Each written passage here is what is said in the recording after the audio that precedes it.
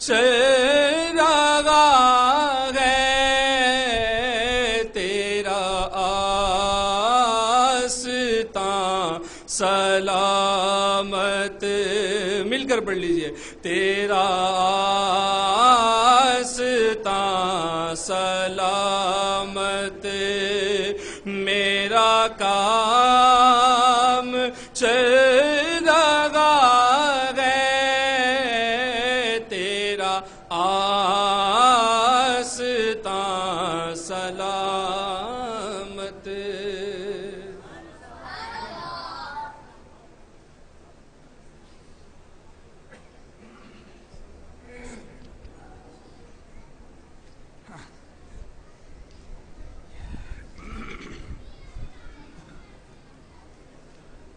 नहमदुहु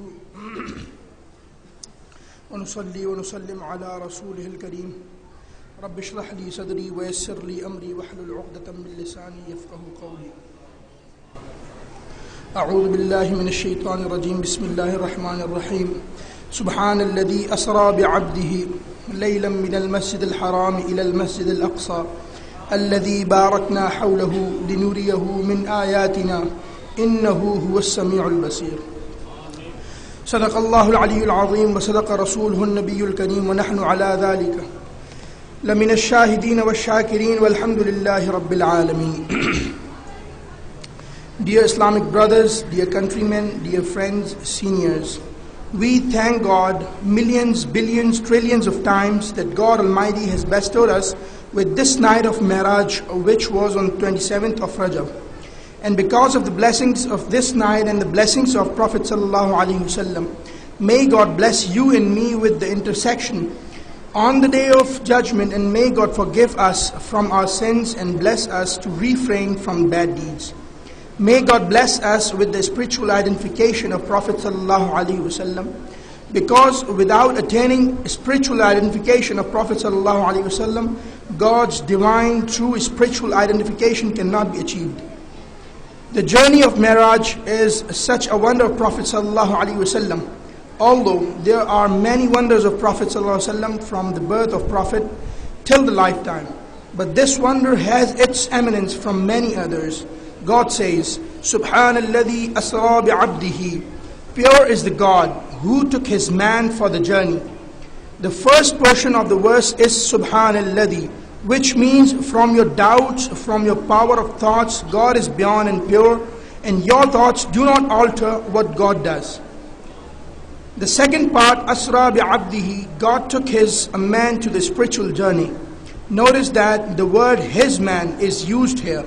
It's a term commonly used by fact. Is to become God's man is not an ordinary action. It's a grand achievement. Not everyone can be God's man, although for the sake of conversation we can say that I'm God's man. Prophets too are God's man, and so are messengers. But the fact is a lot different from it. This becoming of God's man, God explains in the Holy Quran on how a man becomes God's man. Ya ayyatuhan nafsul mutma'inna irji'i ila rabbiki radiyatan mardiyya fadkhuli fi ibadi wadkhuli jannati. As per the verse, we have a clear identification of God's man. There are types of egos, nafs and states. There is a person in the state of inciting ego known as nafs ammara. Then there is a person in the state of self-accusing ego called a nafs al-lawwama. Then there is a person who is in the state of inspiring ego called nafs mulhima. And then there is a person who is in the state of nafs mutma'inna, the contented ego, and is in absolute state of peace, contentment and serenity. This state of nafs mutma'inna is either of prophets, of God, or the spiritual guides, friends of God. In this verse, God announces clearly, "O ye contented ego, now come towards your Lord in the state where are pleased with the Lord, and so is your Lord pleased with you. Now you have joined my men, and now enter my paradise."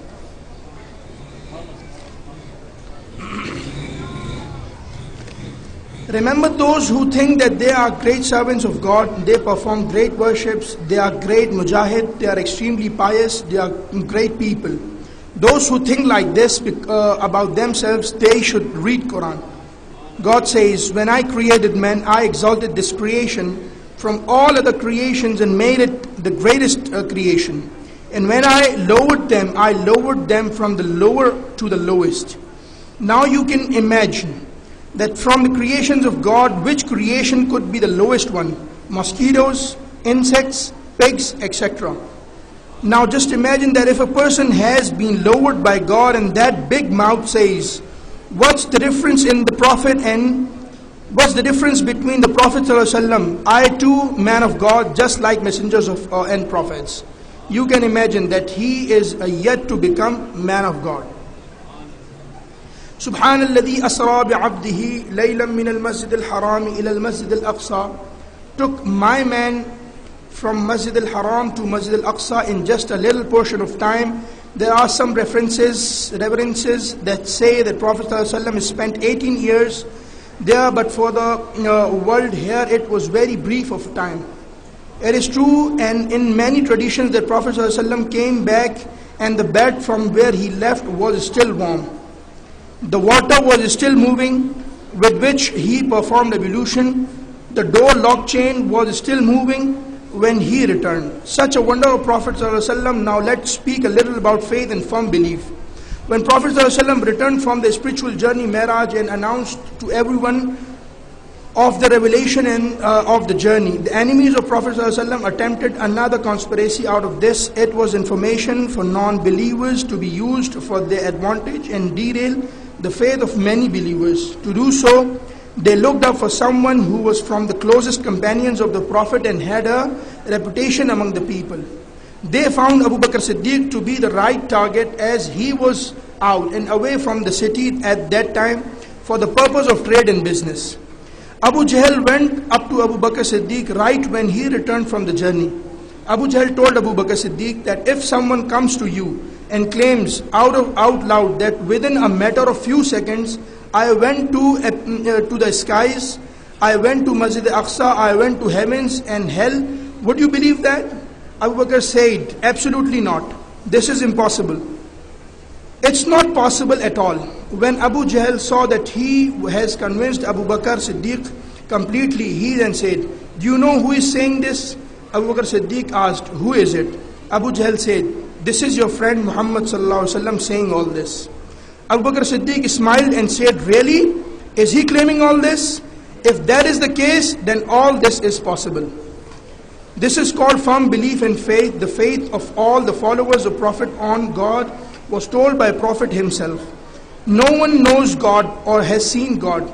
They had only seen Prophet ﷺ, so their faith was on the God of Prophet. Keep in mind, in the divinity, oneness, God should come to your mind. But when thinking of faith, belief, Muhammad should come first in mind. All great scholars agree to this. وَمَا عَلَيْنَا إِلَّا الْبَلَاغُ.